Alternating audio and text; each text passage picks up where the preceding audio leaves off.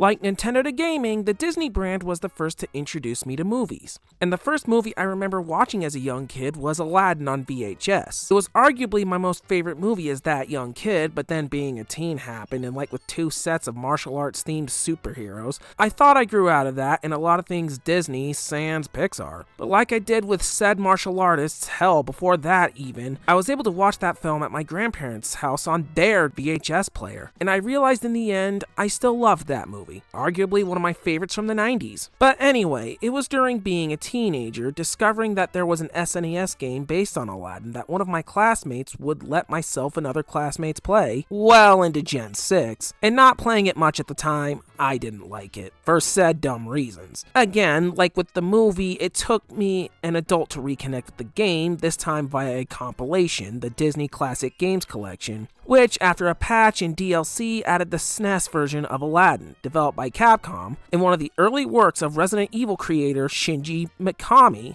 alongside the Sega versions by Virgin Interactive, aka the Tommy version, and I don't mean Oliver or Shelby. Giving this title another chance as an adult, do I still dislike it? And if so, have genuine reasons to do so this time? Let's find out.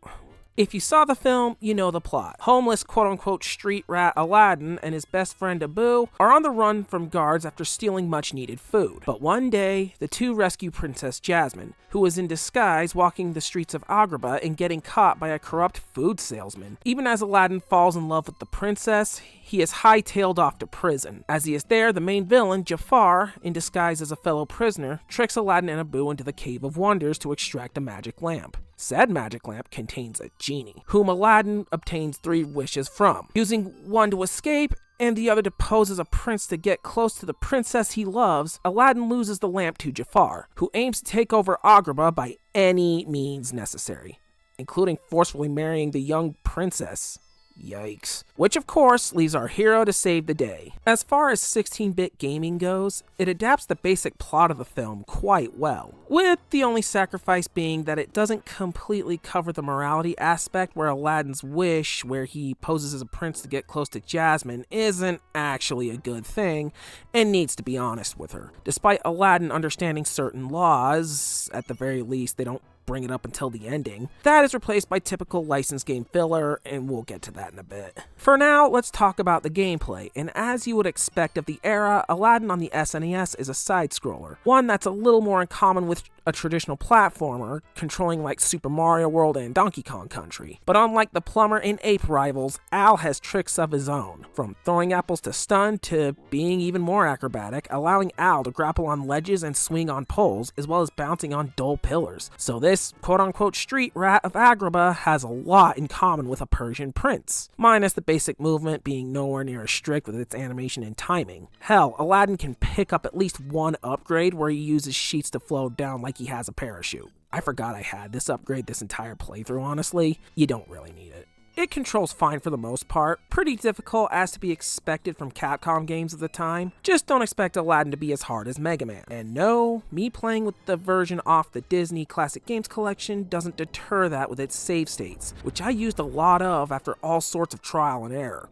Especially with the auto-scrolling Magic Carpet level where Al must escape on Magic Carpet from the Cave of Wonders, being destroyed in volcanic doom. Similar amount of frustration I had with Donkey Kong Country's minecart stages. I was mouthing off like a hedgehog with a gun. It was so frustrating, I literally used a save state before the obviously more relaxing Whole New World stage, because I felt like every Star Wars character that had bad feelings. Thankfully, that was the only time where I felt it was the worst and sighed at that latter stage in relief. But one thing I noticed is that especially by the time you fight Jafar at the end in both his human and snake forms, the frame rate lowers pretty badly. And since I don't have actual hardware to compare it to, I'm not sure if this was in the base release or the emulation, but it's not great either way. Also, beyond the red gem collecting, which rewards you for a slight change of credits, the game isn't too replayable. Still, the most important aspect of a game adaptation is how close it is to the source material even in its gameplay, and Aladdin definitely delivers with its levels starting with the streets of Agrabah, the Cave of Wonders, the occupied Agrabah Palace, and of course the 2 Magic Carpet stages, frustrations with the first level of those aside. Like I said though, there are filler.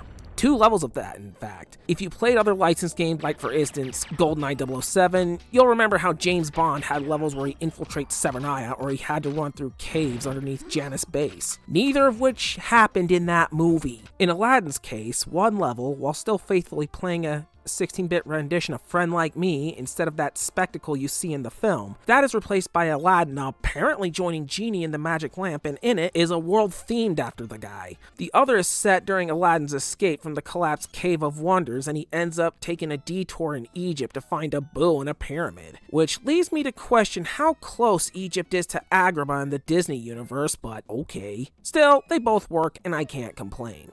Onto the visuals, and Capcom still worked to recreate the look of the movie faithfully. Sure, they didn't have Disney animators like Virgin Interactive did, but come on! Capcom had past works with Disney on the NES that were still faithful to the source material visually, and they were among the top third-party devs to work with SNES hardware, even when the game was way too powerful for the console itself. So they did a fine job on how well they themselves translated Aladdin's art. To end, the sound. And yes, you have 16-bit renditions of Alan Menken's soundtrack of even the singable songs, such as Friend Like Me, as I mentioned before, and of course, A Whole New World. And it all sounds amazing even on emulated version for modern platforms. Overall, I admit, like I was with the movie in my teenage years, I was way too hard on this game. Playing it through as normal as an adult, I can safely say I quite enjoyed Aladdin's SNES title. And now that it's in a compilation, which you should get physically due to its eventual licensing hell, it's worth a look. Be it if you're a fan of the Disney film or a fan of platformers overall. Bonus if you want to see where Shinji Mikami was before Resident Evil and Hi-Fi Rush.